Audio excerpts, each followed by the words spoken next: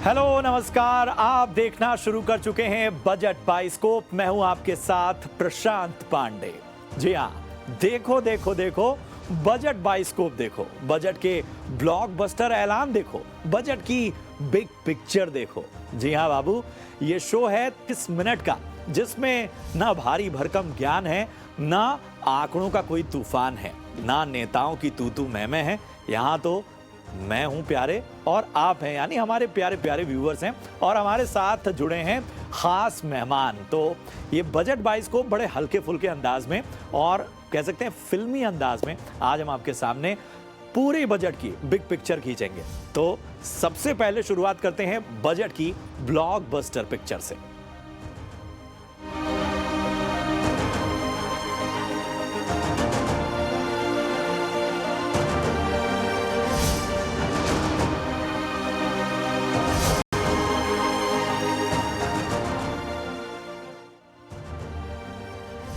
जी हाँ, सबसे पहले हम बात करेंगे बजट की ब्लॉकबस्टर पिक्चर की, और इस ब्लॉकबस्टर पिक्चर में आखिर बड़े ऐलान क्या हुए। चलिए आपको सबसे पहले ग्राफिक्स के जरिए बताते हैं कि इस बिग पिक्चर के बड़े ऐलान आखिर क्या हुए।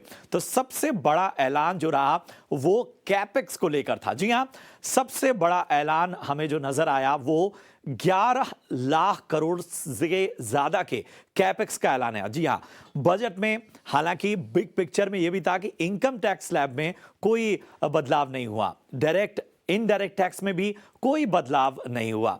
ये सारी चीजें जो हैं वो सामने आई। लेकिन टूरिज्म, जी हां, बहुत सारी बातें होती हैं जब टूरिज्म की, तो उसके लिए इस बार बजट में खास ऐलान हुए। टूरिज्म के लिए लक्षद्वीप समेत कई जगहों पर फोकस किया गया, और सरकार की कोशिश है कि धार्मिक टूरिज्म के जरिए बहुत सी और चीजों को भी सामने लाया जाए और भी कारोबार बढ़े। चलिए और भी चीजें बताते हैं। इसके अलावा भी कई अहम ऐलान हुए, और इन ऐलानों में सबसे अहम बात यह रही कि बहुत अलग अलग सेक्टर, चाहे वो रियल एस्टेट हो, चाहे वो एनर्जी हो, इन सब के लिए अलग अलग तरीके से बात हुई। पर्यटन की बात की गई तो पर्यटन के लिए राज्यों को ब्याज मुक्त लोन, टूरिज्म के लिए लक्षद्वीप समेत कई जगहों पर फोकस किया गया। तो ये थोड़ी बड़ी पिक्चर हमने आपके सामने खींचने की कोशिश की।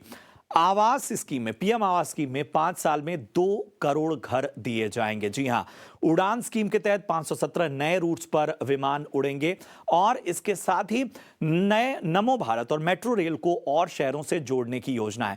तमाम ऐलान हम आपको लगातार बता रहे हैं। सबसे अहम बात, जिस तरह से हमने बताया कि इंफ्रास्ट्रक्चर बढ़ रहा है, कनेक्टिविटी बढ़ रही है, ईवी मैन्युफैक्चरिंग से लेकर वंदे भारत ट्रेनों के विस्तार और मिडिल क्लास के लिए नई हाउसिंग प्लान्स, ये सारी बातें हुई। तो सबसे पहले जरा वित्त मंत्री के उन बड़े ऐलानों की बात सुन लेते हैं जब उन्होंने ये ऐलान किए। आखिर केपेक्स पर क्या कहा, सबसे पहले वो सुनते हैं। We need to have programs that combine the powers of our youth and technology. A new scheme will be launched for strengthening deep tech technologies for defense purposes and expediting Atmanirbharta. Infrastructure development.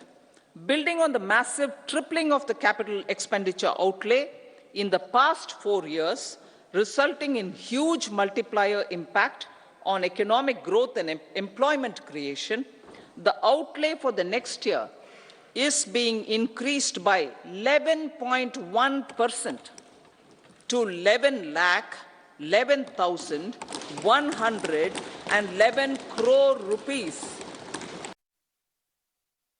चलिए, तो ये जो intro था, ये जो introduction था, casting जो थी, ये बहुत आवश्यक थी। किसी भी फिल्म के आगे बढ़ने के लिए जरूरी है कि हम जरा बेसिक स्ट्रक्चर समझ लें। आखिर फिल्म की कहानी का क्या कहना चाहती है, क्या आपको पिक्चर दिखाना चाहती है। तो ये ट्रेलर था। अब पिक्चर में आगे बढ़ेंगे। 2 बेहद खास मेहमानों को आज हम चर्चा में शामिल कर रहे हैं, और यही वो मेहमान हैं जो हल्के फुल्के अंदाज में आज बजट की तमाम बातों पर रोशनी डालेंगे। परिचय करा दूं, हमारे साथ श्रेणिक गांधी हैं, सीईओ हैं व्हाइट रिवर से, और अच्छा खासा तजुर्बा जो है वो श्रेणिक के पास है। जितनी ब्लॉकबस्टर फिल्मों की नाम ले लीजिए, जवान, पठान, गदर, इन सभी की जो मार्केटिंग की बात की जाती है तो एक नाम सामने आता है, वो श्रेणिक का। हम समझने की कोशिश करेंगे कि आखिर जो एडवर्टाइजिंग सेक्टर है, एंटरटेनमेंट सेक्टर है, उसको इस बजट से क्या हासिल हुआ और किस तरह से वो देख रहे हैं। इसके अलावा जानी मानी कॉमेडियन, इन्फ्लुएंसर स्नेहिल दीक्षित मेहरा भी हमारे साथ इस वक्त चर्चा में जुड़ चुकी हैं। आप दोनों का बहुत बहुत स्वागत है। स्नेहिल, सबसे पहले आपके पास आएंगे। आप किसके जो कॉमेडी रील्स होते हैं या आपके जो तमाम कॉमेडी के पार्ट्स होते हैं वो वायरल होते हैं, और इन सब के बीच में जब बजट की बात आती है तो आपके देसी अंदाज में ही जरा हम समझना चाहेंगे कि आखिर क्या कहता है बजट, कैसा लगा आपको?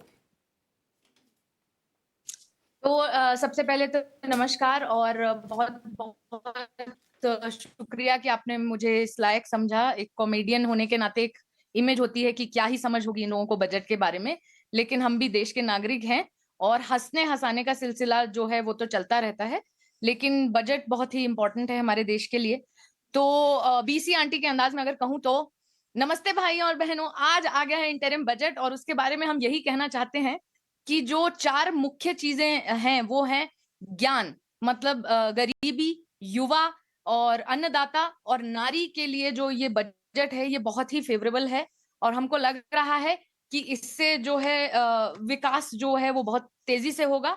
और जैसा कि माननीय प्रधानमंत्री जी ने कहा कि सन 2047 तक जो है भारत डेवलप्ड हो जाएगा, डेवलप्ड देश की श्रेणी में आएगा। तो ये बहुत ही होपफुल बजट है। तो ये बजट जो है वो बहुत ही विकास की यात्रा पर ले जाता है, और जो आर्ट इंडस्ट्री से जुड़े लोग हैं वो भी मान रहे हैं कि ये बजट बेहद खास है। चलिए श्रेणिक का आपके पास आते हैं, और सबसे पहले मेरा सवाल यही है कि एडवर्टाइजिंग सेक्टर जो है वो बजट को किस तरह से देख रहा है, और आप तो कोर इंडस्ट्री से ताल्लुक रखते हैं, मैंने शुरू में ही बात बताई। जरा बताइए आपको बजट कैसा लगा? Thank you again, thank you very much for calling me. मुझे बहुत खुशी है कि आपने मुझे ये प्लेटफॉर्म पे बुलाया एंड मेरे व्यूज रखने का मौका दिया। Thank you. मेरा मानना है कि ये बजट एक बहुत ही मैच्योर बजट है एंड नॉन अपीजिंग बजट है। नॉन अपीजिंग मतलब ये किसी को खुश करने के लिए नहीं बनाया गया है, ये बनाया गया है एक मात्र लक्ष्य से, वो है 2047 को भारत को एक डेवलप्ड इकोनॉमी बनाने के लिए ये बजट की नींव रखी गई है। Of course there will be many more budgets which will come now on, पर ये एक बहुत ही मैच्योर बजट है एंड एक बहुत सिंपल भाषा में मैं बताऊं तो किसी को खुश करने के लिए नहीं बनाया गया है। सिंपल एक लौते ऑब्जेक्टिव से बनाया गया है कि भारत एक डेवलप्ड कंट्री बने बाय 2047। तो उसकी काफी माइलस्टोन्स रखे हुए, काफी फंडामेंटल्स रखे हुए, अभी काफी पिलर्स रखे हुए उसके। तो साफ तौर पर शेयरिंग का ये मानना है कि ये पूरा जो बजट है वो वाकई एक बड़े लक्ष्य की ओर आगे बढ़ता हुआ नजर आ रहा है। चलिए अपने मेहमानों के पास हम दोबारा लौटेंगे, लेकिन बजट के एक और पहलू की ओर बढ़ते हैं, और बजट का ये पहलू भी बहुत इंपॉर्टेंट है क्योंकि ये एग्री सेक्टर से जुड़ा हुआ है। तो इसीलिए हमने कहा है कि ये बजट मदर इंडिया का बजट। कैसे, इसकी शुरुआत करते हैं।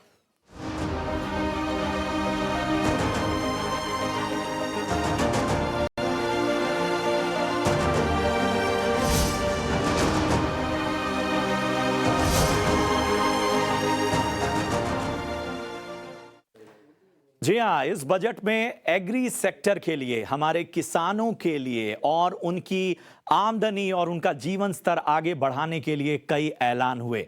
चलिए जानते हैं कि आखिर वो कौन से बड़े ऐलान थे जिन्होंने एग्री सेक्टर की एक बड़ी पिक्चर खींची। Our government is working with an approach to development that is all round, all pervasive and all inclusive. Sarvangin, Sarvasparshi or Sarvasamaveshi. It covers all castes and people at all levels. We are working to make India a Vikasit Bharat by 2047.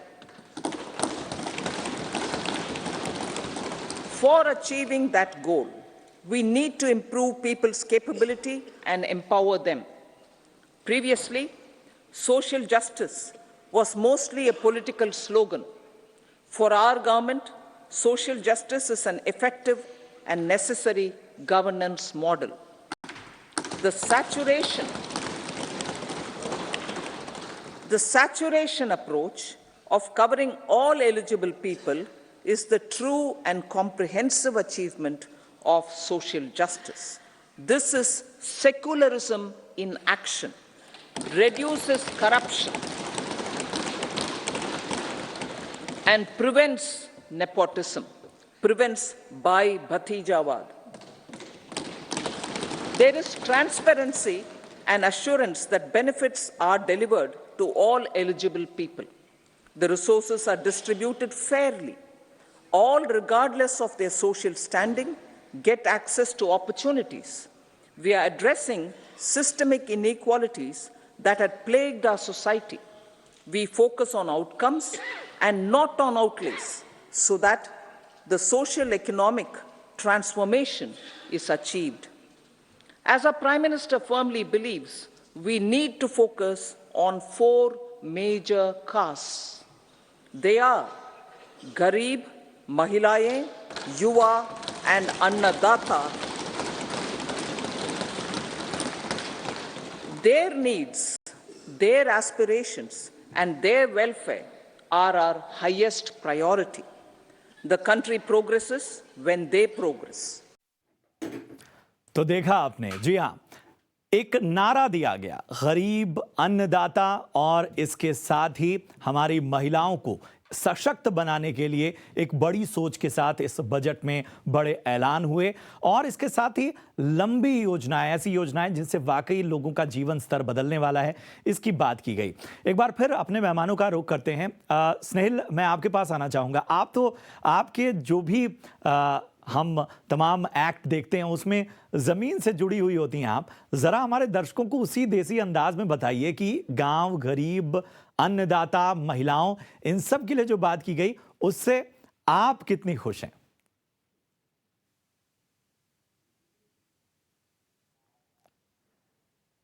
चलिए, लगता है कुछ तकनीकी खामी है जिसकी वजह से हमारा संपर्क टूट गया है स्नेहिल से, लेकिन एक बार आते हैं हम गांधी साहब आपके पास। और जिस तरह से मैंने बात की कि ज़मीन से जुड़ी जो बातें थीं, और स्नेहिल हमारे साथ एक बार फिर जुड़ चुके हैं, मैं एक बार फिर से लौटूंगा, लेकिन सबसे पहले गांधी साहब आपसे ही समझना चाहूँगा, ज़रा आप बताइए कि ये जो लॉन्ग टर्म विजन है, इसके अलावा अगर आपकी रिकमेंडेशन मैं जाना चाहूँ तो वो क्या होंगी?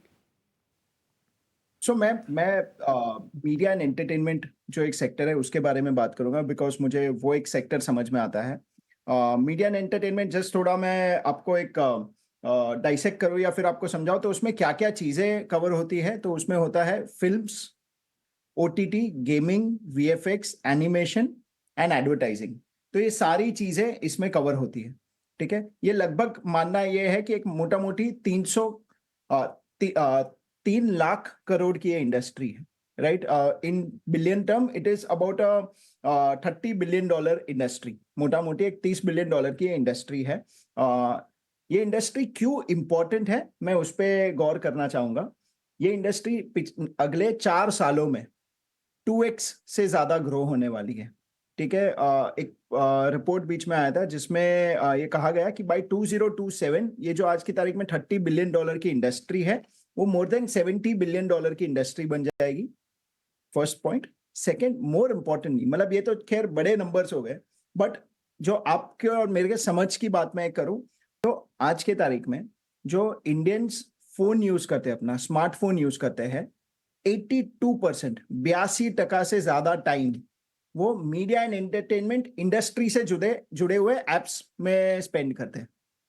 तो आप समझ सकते हो कि ये कितनी इंपॉर्टेंट इंडस्ट्री, राइट। तो उस हिसाब से ये इंडस्ट्री में काफी सारे गवर्नमेंट के इनिशिएटिव्स रह चुके हैं, अभी तक काफी इनिशिएटिव्स आ चुके हैं। मेरा मानना यह है कि एक कपल ऑफ मोर इनिशिएटिव्स आने चाहिए जहां मीडिया एंड एंटरटेनमेंट टूरिज्म पे बढ़ावा दिया जाए, that is first. Second, media and entertainment जो हमारा एक कल्चर का नींव है, राइट, उसको प्रमोट करने के लिए can we somehow create initiatives, जिससे गवर्नमेंट के कुछ इनिशिएटिव से इसको एक कल्चरल हब बनाया जाए, राइट। एंड ये स्टार्टअप्स जो media and entertainment as a industry को कल्चरल हब बनाना चाहते हैं, उसको बढ़ावा दिया जा सकता है क्या। सो एक ये सेकेंड मांग होगी as an industry, right. And of course there are so many innovative content formats. We have a great example here only, BC aunty, right. तो जिस हिसाब से वो एक वायरल सेंसेशन बन गई, राइट। तो there are so many such innovative formats जो आज के तारीख में डिजिटल पे, इंस्टाग्राम पे एंड मल्टीपल अदर जोश है, टकाटक है, ऐसे मल्टीपल अदर प्लेटफॉर्म्स पे इनोवेटिव कंटेंट जाते हैं, कंटेंट फॉर्मेट जाते हैं।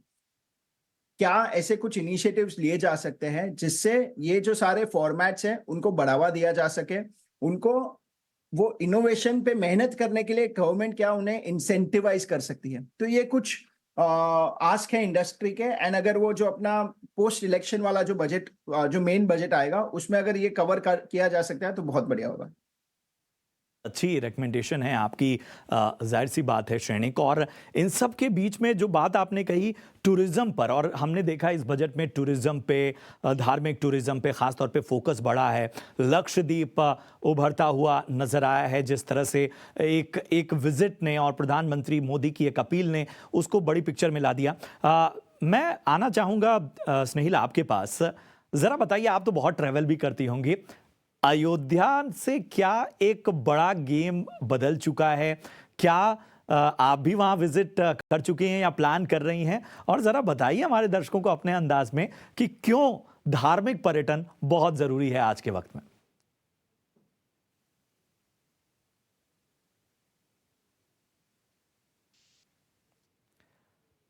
स्नेहिल, आवाज पहुंच रही है मेरी आपको? क्यों इस वक्त भी मेरे जो जी जी जी जी,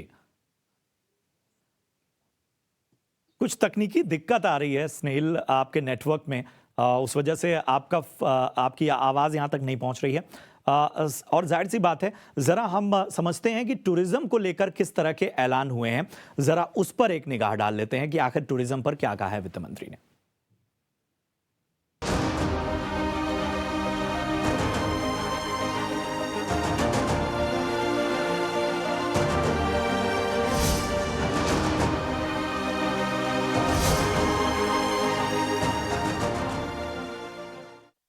Economic strength has made the country an attractive destination for business and conference tourism. Our middle class also now aspires to travel and explore. Tourism, including spiritual tourism, has tremendous opportunities for local entrepreneurship. States will be encouraged to take up comprehensive development of iconic tourist centers, branding and marketing them at global scale. A framework for rating of the centers based on quality of facilities and services will be established. Long-term interest-free loans will be provided to states for financing such development on matching basis.